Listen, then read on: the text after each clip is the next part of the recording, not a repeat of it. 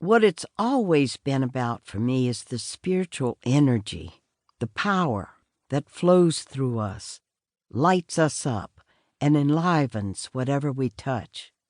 For me, that energy has always been connected to God. Call it mystery. Call it grace. Call it the luminous center we touch sometimes and don't know what to call it, but we know that being in its presence fills us with confidence and peace.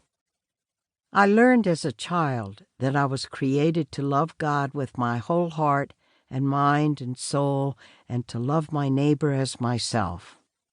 And Jesus, God's Son, would show me how to do it. And the goal of it all, to make it through this life so I could be happy with God forever in heaven. Getting to heaven was really, really big. Catholics call it the beatific vision, seeing God face to face. Wouldn't it be wonderful to love God so much that I wouldn't be selfish ever again or obsess about myself and what I need and what I want and what I feel? Wouldn't it be drop-dead wonderful? A requirement, actually, the dropping dead, to be so free of ego? Just imagine being so on fire with love of God that I could be a martyr and sing and make jokes even while they're torturing me. Like St. Lawrence on the gridiron being roasted to death and quipping to his executioners, "I think I'm done on this side, time to turn me over." Now that's what I call spiritual power.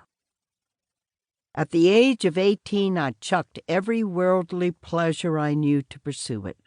I entered the convent to become a nun. Needless to say, convent life in the late 1950s was a very different kind of world. How different? Maybe this description of our life back then can help ease you in. A young woman entering a Roman Catholic religious congregation expected that most things would remain the same for the rest of her life. Once she chose a nun's vows of poverty, chastity, and obedience, she would have very few decisions to make, ever again, about her lifestyle and work. Upon arising each morning, she would put on a long and flowing black, brown, or white dress and the medieval-style head wrap and veil that the members of her order had donned for generations. She would eat meals in silence, with the sisters seated in order of rank. Standardized prayers would be recited at the convent at specific times throughout the day. She would be assigned work as a nurse or a teacher in a Catholic hospital or school, but other activities outside the convent, including family visits, would be rare and highly regulated. Contact with laypersons would be restricted to workplaces and medical visits. Superiors could open and review the letters she received and wrote. The sister would be required to ask her superior, in ritualized fashion, for permission to use objects such as soap, stationery, and thread.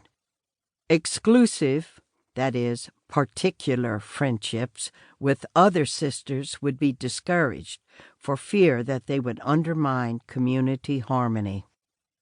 The Standard Manual for Sisters, a Catechism of the Vows, explained that this highly regulated life best fixed the sister in a direction that steered her toward perfect union with God. The constant discipline and regulation would, ideally, mold the sister into an interior woman who concentrated her attention on the bringing about of the perfection of her soul through an overcoming of herself in the ways of the world, both of which were related to temptation and sin. As a symbol of the surrendering of an old self, a young sister would be given a new name upon profession as a novice. As the bishop granted the new name, he would typically pronounce, "Behold, the new name, which I give you on God's part, to enable you to overcome the devil, the world, and yourself." The purpose of the vows of poverty, chastity, and obedience, but most especially obedience, was to help protect her from the three objects of human concupiscence, namely, riches, sensual pleasures, and the irregular love of her own ideas. Through constantly practiced, freely given obedience to superiors in matters large and small, she would learn to overcome every inclination to self-will and therefore be a finer instrument of God's will. Through the practice of humble obedience, she would kill the greatest tyrant, the greatest enemy of perfection, her disordered and unruly self.